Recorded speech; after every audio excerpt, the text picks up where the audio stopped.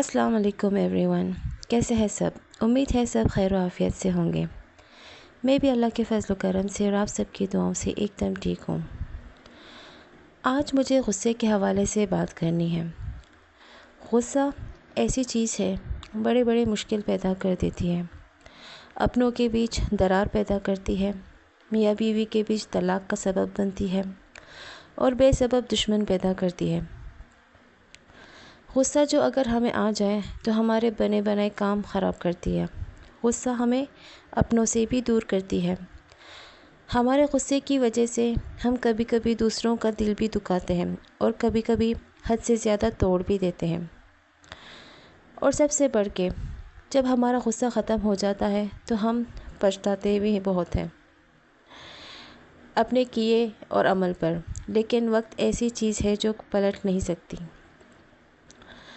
जो गलत किया और जो गलत बोला वो सामने वाले के दिल पे चप गया, लेकिन लाख माफ़ी मांगे लेकिन दिल पे वो ठेस रह जाती है। आखिर गुस्से को ख़त्म कैसे करें? ख़त्म करने से पहले हमें ये समझना ज़्यादा ज़रूरी है कि आखिर हमें गुस्सा आता क्यों है। जब हमें गुस्से की वजह पता चलेगी तभी हम उसका इलाज कर पाएंगे, उस पर काबू पाएंगे। गुस्सा आने की बहुत सारी वजह हो सकती है और उनमें से एक वजह है अकेला। जब आप अकेलापन, कभी कभी इंसान को अकेला रहना चाहिए सुकून के लिए, आराम के लिए, मेंटल पीस के लिए, लेकिन मुसलसल अकेला रहना वो एक बीमारी में तब्दील हो जाती है, बल्कि बहुत सारी बीमारियाँ। उनमें से एक है गुस्सा। एक छोटी सी बात बताऊंगी आप लोगों को। जब मेरे बहन के बच्चे छोटे थे, वेकेशन में मेरी सिस्टर पाकिस्तान आई हुई थी, तो अब्बा ने उनके लिए 2 बर्ड्स लिए थे।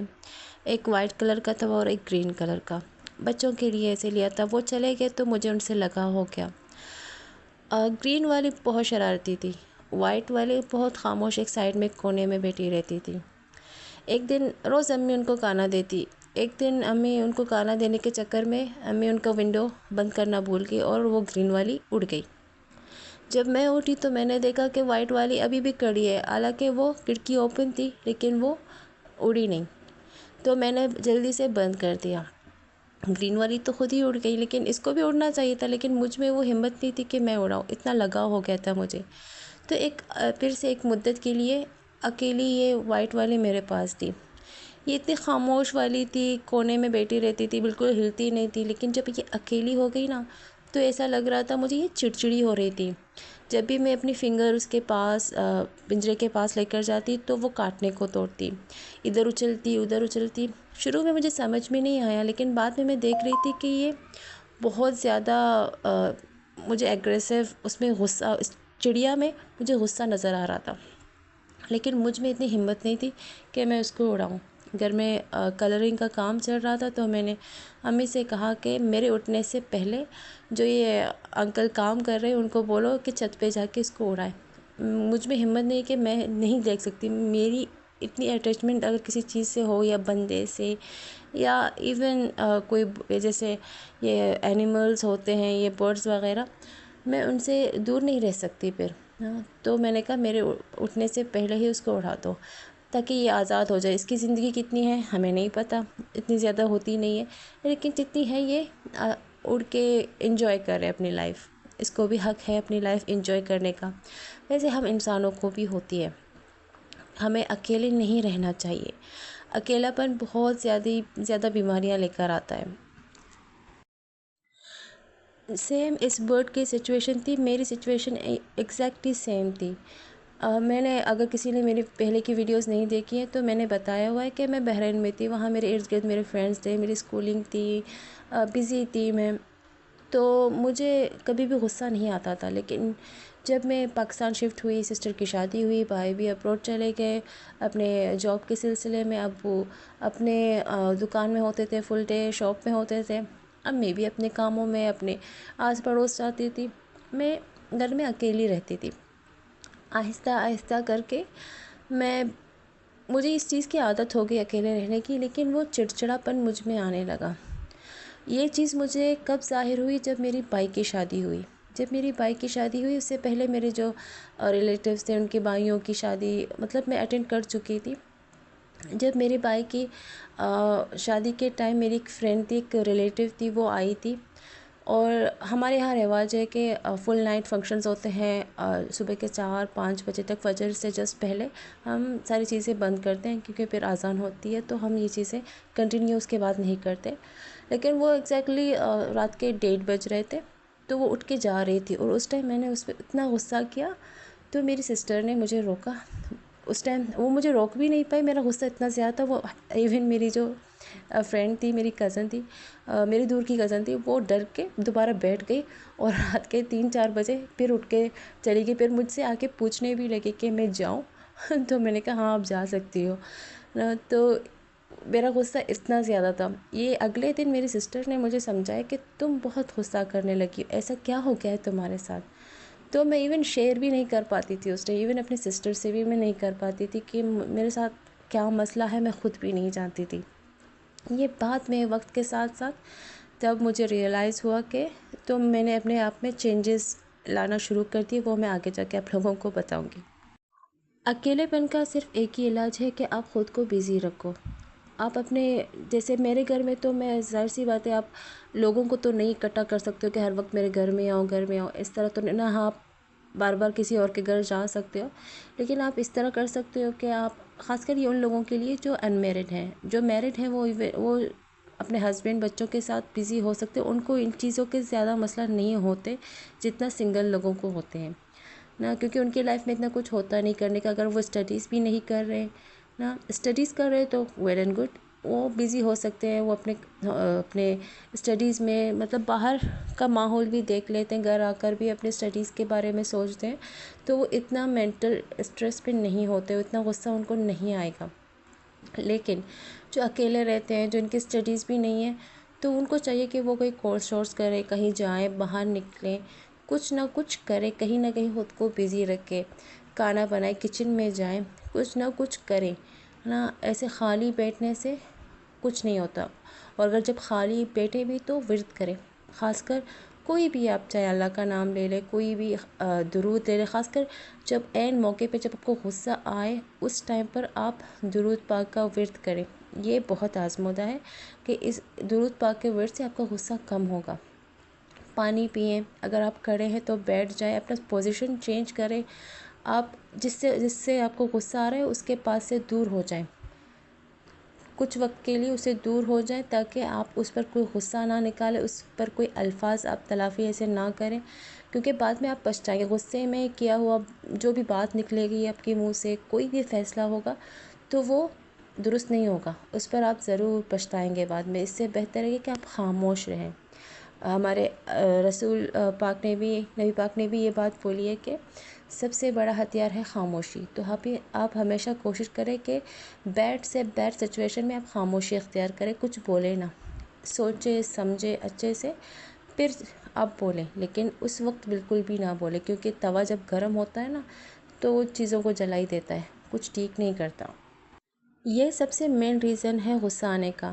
اس کے علاوہ اور بھی بہت سارے ریزنز ہیں، کچھ میں آپ کو بتاؤں گی، کچھ شاید میں آپ کو نہ بتا پاؤں، شاید میرے ذہن میں نہ ہو اور آپ کے ذہن میں ہو، آپ کمنٹ باکس میں کہہ سکتے ہیں۔ ایک وجہ یہ ہے کہ آپ کچھ کام کر رہے ہوں اور آپ کے کام میں رکاوٹ آئے، اس میں آپ کو غصہ آ سکتا ہے۔ کوئی آپ کے ذہن میں کوئی بات ہو، آپ جو سوچ رہے ہو سامنے والا آپ کو غلط بتا دے، اس پہ بھی آپ کو غصہ آ سکتا ہے۔ تو بہت ساری چیزیں ہوتی ہیں، غصہ کی وجوہات بہت ساری ہوتی ہے، ایک چیز نہیں ہوتی۔ آپ کچھ کرنا چاہتے ہو کہ کوئی آپ کو ٹوکتا ہے، روکتا ہے کہ ایسا نہ کرو، یہ فیصلہ غلط ہے، آپ کا فیصلہ صحیح ہونے کے باوجود بھی، چاہے صحیح ہو یا نہ ہو، لیکن آپ کو لگتا ہے کہ صحیح ہے، لیکن سامنے والا آپ کو غلط ٹھہراتا ہے۔